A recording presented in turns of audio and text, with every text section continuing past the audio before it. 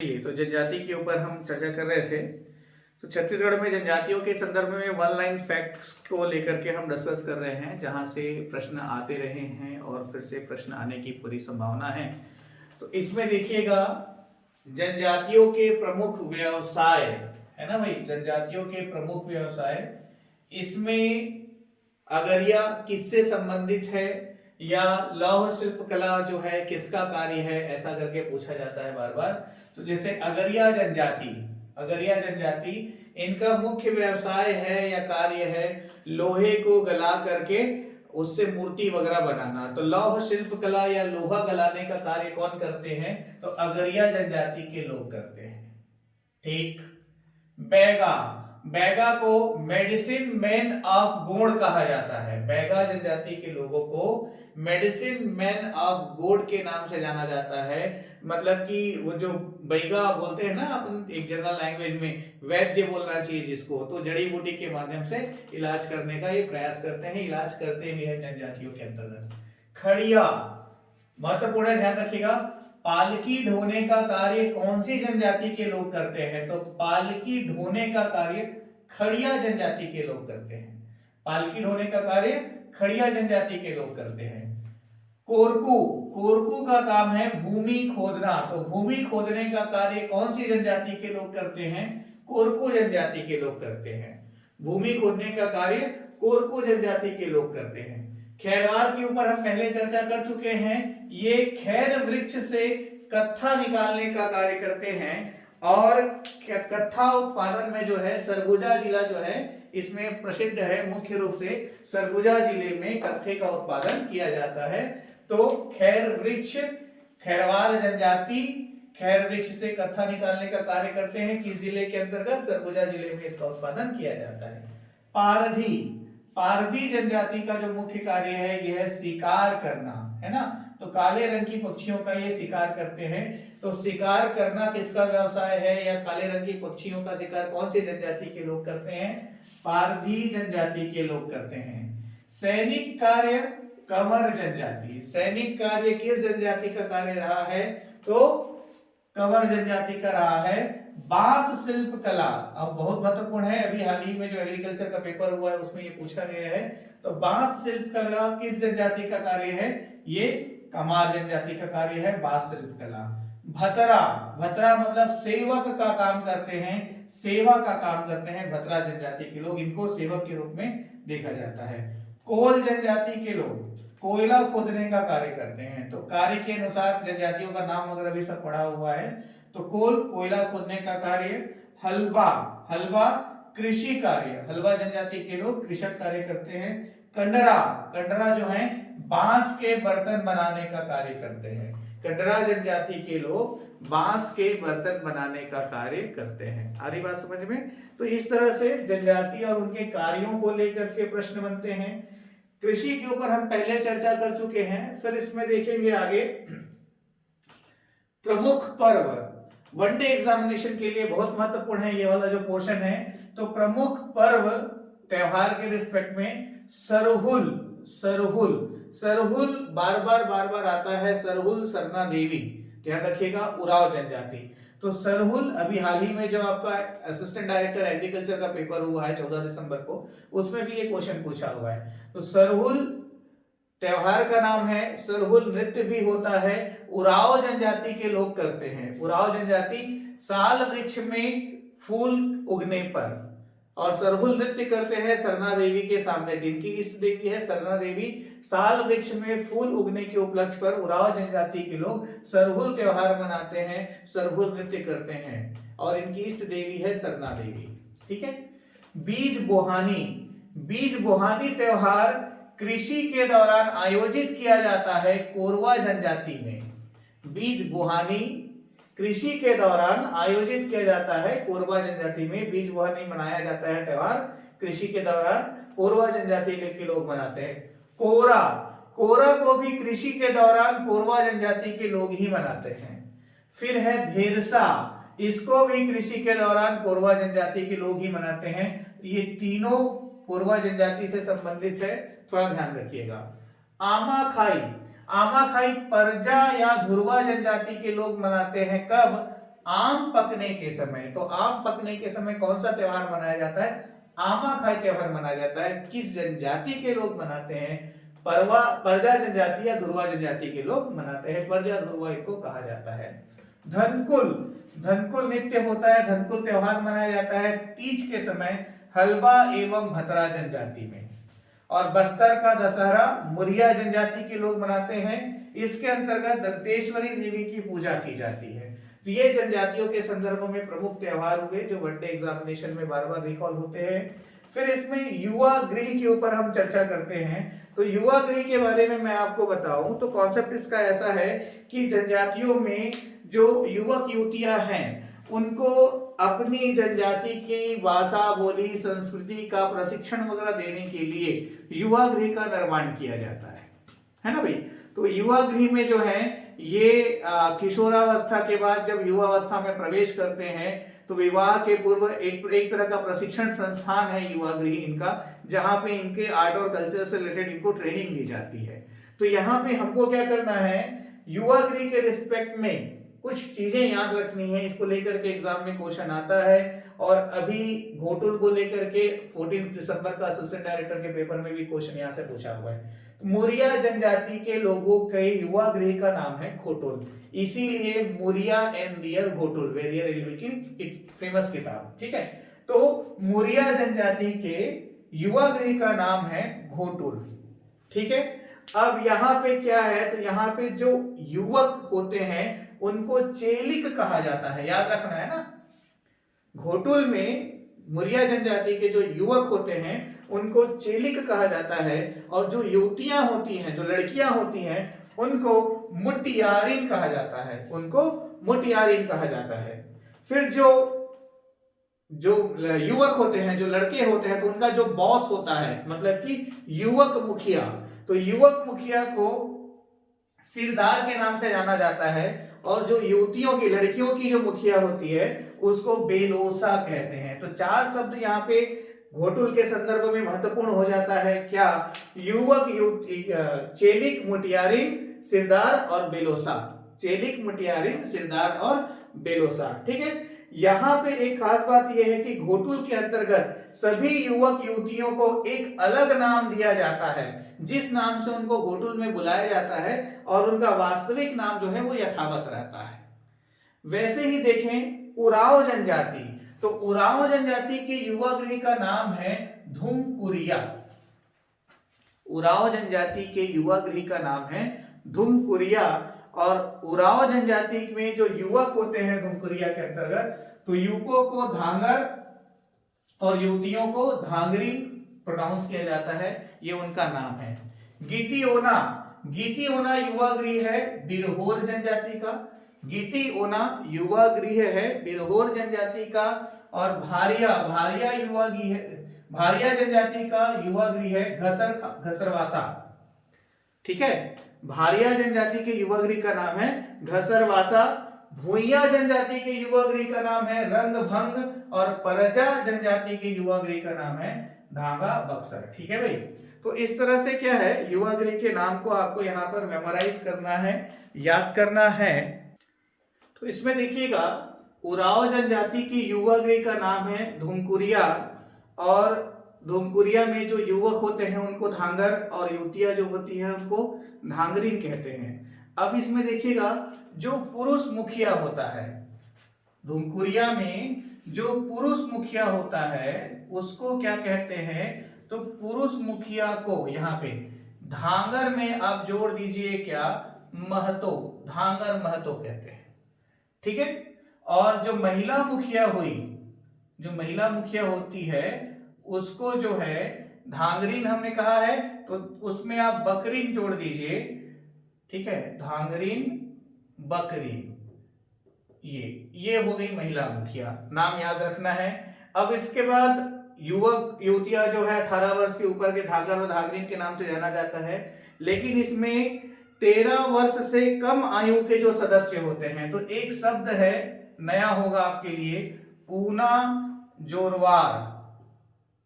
पूना जोरवार, तो पूना जोरवार किसे कहते हैं, तो 13 वर्ष से कम उम्र के जो सदस्य होते हैं, 13 वर्ष से कम उम्र के जो सदस्य होते हैं उसको पुनः जोरवार कहा जाता है। और मजथुरिया, ये भी नया शब्द होगा आपके लिए। तो मजथुरिया किसको कहा जाता है? तो 13 से 18 वर्ष के जो सदस्य होते हैं उनको मजथुरिया कहा जाता है। तो पूना, जोरावर, मजथुरिया, धांगर और धांगरी, ये 4 शब्द होते हैं जो आपको धुमकुरिया उरांव जनजाति के युवागृह के संदर्भ में याद रखना है। ठीक है। अब इसमें जनजाति और उनके देवी देवता को लेकर के कुछ महत्वपूर्ण पॉइंट्स हैं जो एग्जाम में आते हैं बार बार, जैसे खुड़िया रानी। ठीक है। तो खुड़िया रानी ये किस जनजाति से संबंधित है या किस जनजाति के देवी देवता है? तो ये आपका है खुड़िया रानी कोरकू। ठीक है। कोरवा जनजाति। तो खुड़िया रानी जो है कोरवा जनजाति के देवी देवता है, आराध्य है।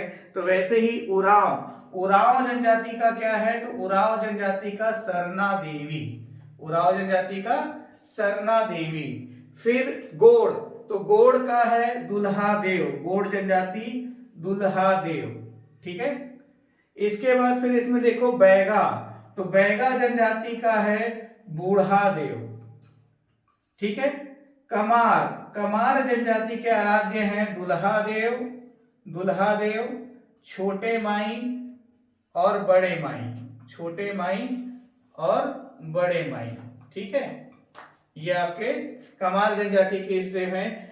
बिंझवार, तो बिंझवार जनजाति के इस देव का नाम है विंध्यवासिनी देवी, विंध्यवासिनी देवी। ऐसे ही इसमें देखें कंवर, तो कंवर जनजाति के इष्ट देव का नाम है सगराखंड। महत्वपूर्ण है, ये सब थोड़े से अजीब लगेंगे आपको, 3 बार 4 बार पढ़ने पड़ेंगे तभी ये जाकर के मेमोराइज होगा। मुरिया जनजाति के इष्ट देव का नाम है अंगादेव। ठीक है। इतना हुआ, ये आपको एग्जामिनेशन पर्पज से याद रखना है। भतरा जनजाति शिकार देवी, ये भतरा जनजाति के इष्ट देव हैं। तो ये आपको वनडे एग्जामिनेशन के लिए मेमोराइज करना है, इसको ध्यान देना है। ठीक है भाई। अब देखिए बात यहाँ पे खत्म नहीं होती, इसके अलावा कुछ चीजें और है जिसके बारे में भी हमको डिस्कस करना है। तो इसमें देखिएगा जनजाति और उनसे संबंधित विवाह, तो विवाह के अलग अलग प्रकार हैं और एक ही जनजाति में कई प्रकार के विवाह प्रचलित हैं, तो उसको लेकर के अभी हम डिस्कस करने वाले हैं, है ना। तो इसमें देखिएगा, अच्छा ये क्या बोलना चाहिए, खमस्वांग खंडरा देव के समक्ष किया जाता है। खमस्वांग नृत्य का नाम है, खंडरा देव के समक्ष किया जाता है। सैला नृत्य आदि देवता के समक्ष किया जाता है बैगा जनजाति द्वारा। मड़ई नृत्य अंगादेव के समक्ष किया जाता है ना भाई, अभी अंगादेव मुरिया जनजाति मड़ई नृत्य। कक्सार नृत्य जो है लिंग देव के समक्ष किया जाता है। घोटुल नृत्य जो है लिंगोपेन देव के समक्ष किया जाता है। और माओ पाटा जो है सिरहा देव के समक्ष किया जाता है। तो यहाँ पे ये भी थोड़ा ध्यान देना है हमको। जो पीडीएफ नोट्स वगैरह है, तो जनजाति को लेकर के 1 लाइनर पीडीएफ नोट्स मैंने अपलोड किया हुआ है, आपको प्रोवाइड किया हुआ है। यदि कोई दिक्कत हो या नोट्स आपको नहीं मिला हो तो आप मुझे मैसेज कर सकते हैं व्हाट्सएप में, ध्यान रखिएगा। आगे इसमें देखें, किसी भी तरह के नोट्स में कोई दिक्कत हो या नोट्स नहीं मिला होगा तो आप मुझे जरूर व्हाट्सएप कीजिएगा, ठीक है। मैं इमीडिएट आपकी प्रॉब्लम सॉल्व कर दूंगा। अब विवाह पद्धति या विवाह के प्रकार को लेकर के चलते हैं। तो इसमें सबसे पहला नाम है पेडुल, ठीक है। ध्यान दीजिएगा, ये सामान्य प्रकार का विवाह होता है। तो पेडुल जो है सामान्य विवाह है, मुख्य रूप से यह बस्तर क्षेत्र में प्रचलित है। पेडुल ध्यान रखिएगा। तो आपको याद क्या रखना है, पेडुल किस प्रकार का विवाह है, तो ये सामान्य विवाह है, जिस तरह के विवाह आपके हमारे क्षेत्र में सामान्यतः होते हैं, ठीक है। अब इसमें सोपनी, ये भी विवाह का नाम है। तो सोपनी जो है पारंपरिक विवाह है, सोपनी जो है पारंपरिक विवाह को सोपनी के नाम से जाना जाता है, ये भी सामान्य विवाह की तरह ही है। अब ढूकू, देखो विवाह का नाम ढूकू, ठीक है। ढूकू जो है हठ विवाह है, हठ विवाह है। इसमें जो है लड़की जिद कर लेती है कि मुझे इसी लड़के के साथ शादी करना है, है ना। तो हठ विवाह, ढूकू विवाह को हठ विवाह कहते हैं। किस जनजाति में इसको ढूकू विवाह कहा जाता है? तो ये आपका है कोरवा जनजाति, ध्यान रखिएगा। ढूकू विवाह कोरवा जनजाति में प्रचलित है, एक प्रकार का हठ विवाह है। इसमें जो वधू है, जो लड़की है, वो जबरन लड़के के घर में घुस जाती है, रहने लगती है और फिर उन दोनों की शादी करा देते हैं। इसी हठ विवाह का दूसरा नाम पैठुल है। इसी हठ विवाह का दूसरा नाम पैठुल है। पैठुल किस जनजाति में कहा जाता है? तो बैगा जनजाति में ढूकू विवाह को पैठुल विवाह के नाम से जाना जाता है। फिर है हल्दी पानी विवाह। तो हल्दी पानी विवाह मतलब क्या होता है? जिस पुरुष की पत्नी की मृत्यु हो गई हो उसको विदुर कहते हैं, और जिस महिला के पति की मृत्यु हो गई हो तो उसको विधवा कहते हैं, है ना। तो हल्दी पानी विवाह जो है, इसमें हल्दी लगा करके ले आते हैं, तो ये आपका विधवा या विदुर, ठीक है, या पुनर्विवाह के नाम से जाना जाता है। विधवा विवाह, विदुर विवाह या पुनर्विवाह के नाम से जाना जाता है, ठीक है। ये हल्दी पानी विवाह है। फिर है अर उतो। अर उतो भी विधवा विवाह है ना, मतलब जिस स्त्री के पति की मृत्यु हो जाती है उसका पुनर्विवाह होता है, विधवा विवाह, अर उतो। फिर है आपका लमसेना। तो लमसेना जो है, लमसेना जो है लड़कियों को पसंद आने वाला सबसे बढ़िया विवाह का प्रकार है, होना चाहिए, क्योंकि इसमें क्या होता है, लमसेना विवाह को सेवा विवाह के नाम से जानते हैं। इसमें लड़का जो है लड़की के घर में जाकर के, वर जो है वधू के घर में जाकर के सेवा का कार्य करता है, सेवा करता है, और यदि उसके सेवा करने से, कार्य करने से लड़की और उसके घर वाले लोग संतुष्ट हैं, खुश हैं, तब कहीं जाकर के उस लड़के की शादी उस लड़की से होती है, नहीं तो नहीं। तो लमसेना विवाह, सेवा विवाह। पारिंगधन शब्द पे ध्यान दीजिएगा, पारिंगधन, ठीक है। पारिंगधन विवाह के अंतर्गत क्या होता है, वधु मूल्य देकर के विवाह किया जाता है ना। मुख्य रूप से ये आपका क्रय विवाह इसको कह लीजिए आप। पारिंगधन विवाह को आप क्रय विवाह के नाम से जान सकते हैं। मुख्य रूप से खैरवार जनजाति, कौन सी जनजाति? खैरवार जनजाति में ये प्रचलित है, वधु मूल्य देकर के विवाह किया जाता है, ठीक है। पायसोतुर, तो ये भी जो है विवाह का बहुत बढ़िया टाइप है, पायसोतुर। पायसोतुर भी आजकल विवाहों में बहुत ज्यादा प्रचलित है। इसको कहते हैं अपहरण विवाह। अपहरण विवाह मतलब कि इस विवाह के अंतर्गत लड़का जो है लड़की को उसके घर से भगा ले जाता है, और उसके बाद गांव के या समाज के जो लोग हैं उनको वापस बुला करके उनकी शादी करवा देते हैं। तो पायसूतुर विवाह अपहरण विवाह के रूप में जाना जाता है। फिर इसमें देखें पोटा विवाह। तो पोटा विवाह के अंतर्गत जो विवाहित स्त्री है उसका किसी और से विवाह करा दिया जाता है, पोटा। तो पोटा विवाह के अंतर्गत विवाहित स्त्री का कहीं और शादी करा दिया जाता है। गुरावट, इसको भी आप लोग जानते होंगे। तो गुरावट को दूसरे शब्दों में विनिमय विवाह भी कहा जाता है। इसमें क्या होता है, जैसे दो पक्ष है, भाई बहन, है ना भाई, तो इधर भी दूसरे तरफ भी दो पक्ष होंगे, बहन भाई।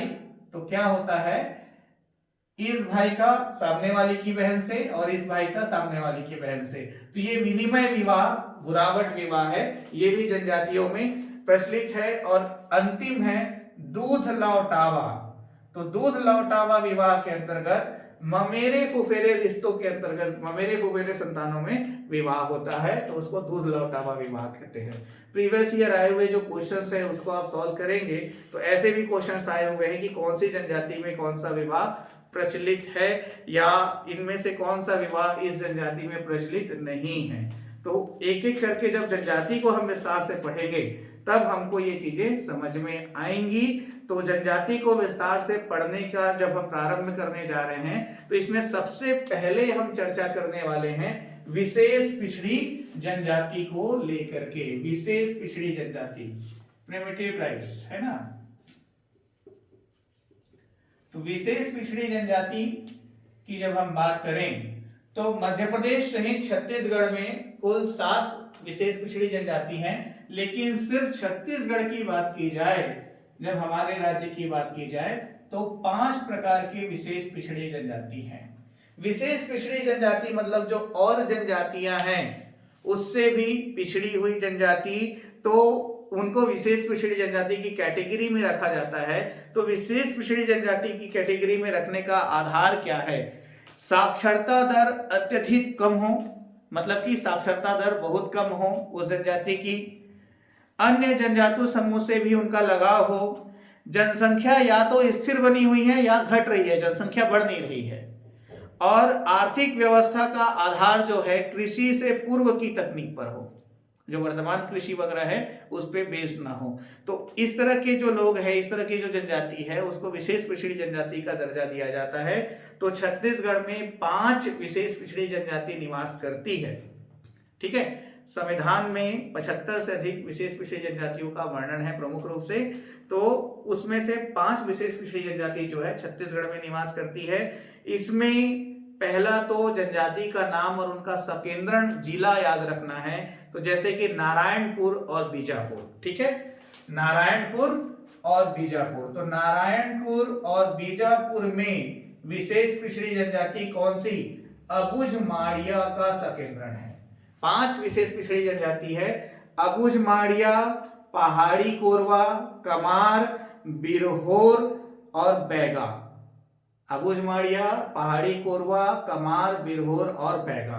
तो इसमें अबुझमाड़िया का जो सकेंद्रण है वो नारायणपुर बीजापुर डिस्ट्रिक्ट में है। बैगा जनजाति का सकेंद्रण है मुंगेली, कवर्धा, राजनांदगांव और पेंड्रा। मुंगेली, कवर्धा, राजनांदगांव और पेंड्रा, अभी लास्ट क्लास में हमने डिस्कस किया भी था। बिरहोर जनजाति का सकेंद्रण है जसपुर, रायगढ़, कोरबा, बिलासपुर। जसपुर, रायगढ़, कोरबा, बिलासपुर। पहाड़ी कोरवा का सकेंद्रण है कोरबा, सरगुजा, जसपुर, और कमार जनजाति का सकेंद्रण है गरियाबंद, धमतरी। छत्तीसगढ़ राज्य द्वारा 2 जनजाति को विशेष पिछड़ी जनजाति के समतुल्य घोषित किया गया है।